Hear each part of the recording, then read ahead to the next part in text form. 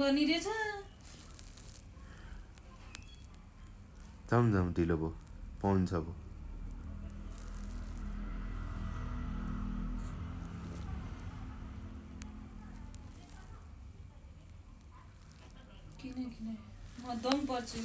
मेरो मात्र हो कि तपाईहरुको पनि हो हिँड्न लागेपछि बुढीले यस्तो गनगन गर्ने हिँड्न लागेपछि होइन केटीसँग बोलेपछि बुढीले गनगन गर्यो भन्छ न सिधै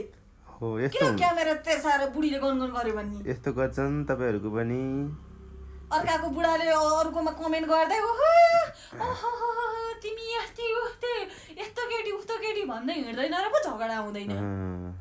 ल हेर्नुस् है अब मेसेज नगर्दा पनि यस्तो हुन्छ कमेन्ट गरेर हाहा रियाक्ट मात्र के गरेर किन गर्ने त नगरिस न मैले कसैको गरेको छु त्यति गर्दा पनि हजुर मलाई आएर भनिस न